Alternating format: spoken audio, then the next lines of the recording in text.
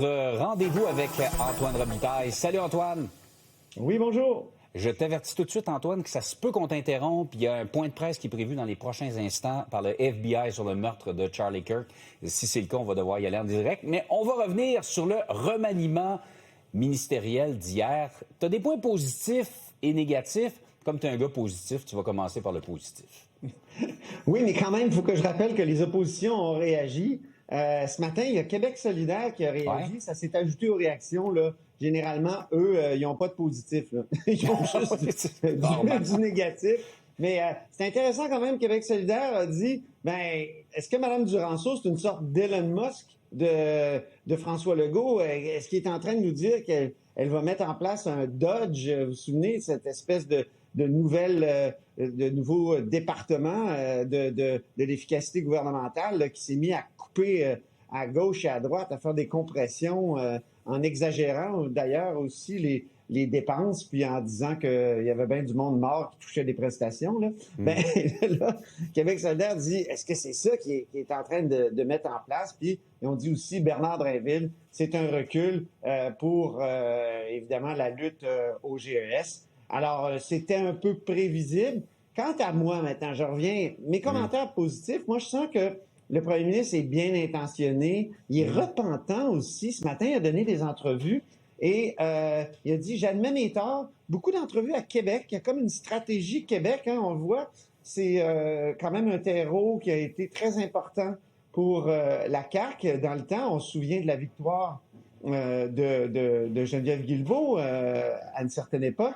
Mais je sens que le FBI va me scooper. Non, OK. Non, ça va. Je vais t'avertir, Antoine. Vas-y. Je continue. J'ai pris François Legault pour le FBI tout d'un coup. Tout ça pour dire, je continue avec le positif.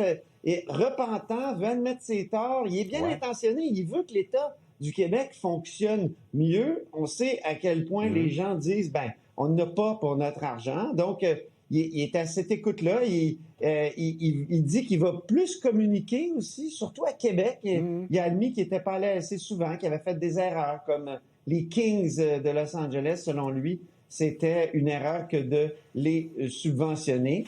Quant à hier, maintenant, moi, je trouve que c'est peut-être un peu facile quand on est depuis 7 ans au pouvoir de dire, j'ai été bloqué par toutes sortes d'obstacles, là, une camisole de force. Il y a du vrai là-dedans aussi, parce que c'est vrai que nos sociétés sont devenues extrêmement complexes. Notre État aussi, il y a toujours possibilité de déposer des requêtes. Il y a toujours beaucoup de groupes de pression et des syndicats aussi qui peuvent empêcher, finalement, nos élus, ceux qui ont la légitimité démocratique, d'agir.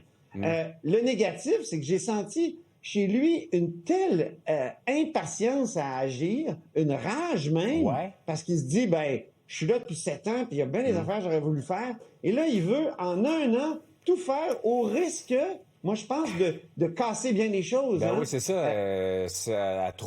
Qui trop embrasse mal étreint, il n'y a pas beaucoup de temps, il y a beaucoup de choses à faire. Quand on se dit, on le voit aux États-Unis, là, il y en a un qui est là au pouvoir puis qui se dit, peu importe les contre-pouvoirs, on s'en fout, on va agir. Et ça fait pas toujours ça crée pas toujours des précédents intéressants. Et c'est un euphémisme que de le dire, ça casse des institutions.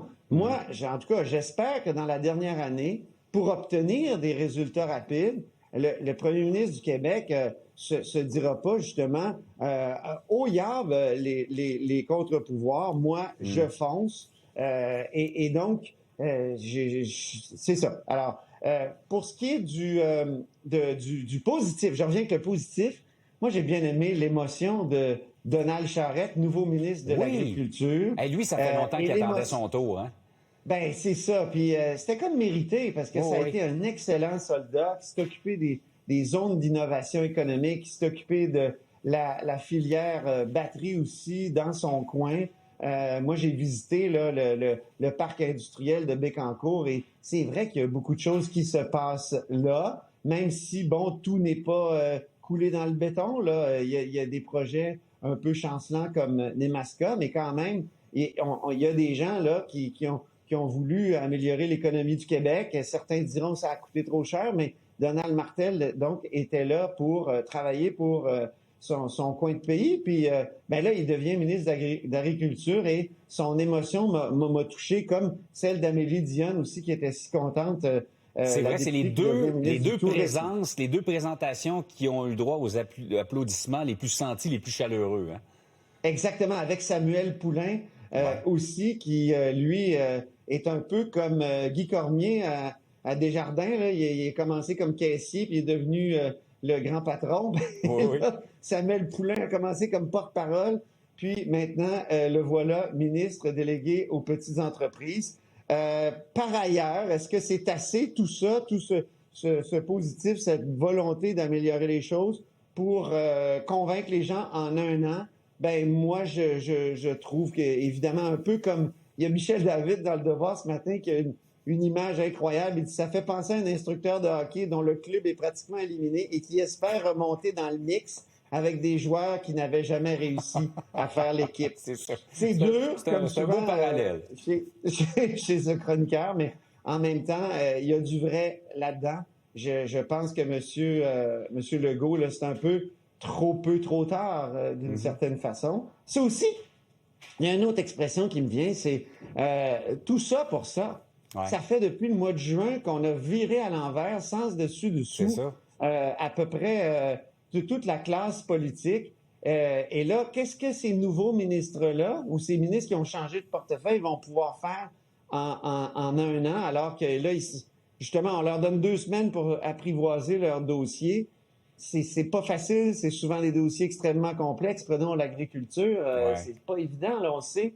Donc, voilà, il y a du positif, il y a du négatif. J'ai essayé d'être nuancé parce que je trouve que dans les commentaires, en tout cas des lecteurs, on est extrêmement dur. Un peu comme une certaine époque, là, tu sais, dans le passé, on se souvient, Robert Bourassa, quand il a perdu les élections, et on disait que c'était l'homme le plus détesté du Québec. Ouais. Quand on pense aujourd'hui, quelques décennies plus tard, on fait le bilan. Et je laisse la parole maintenant au FBI.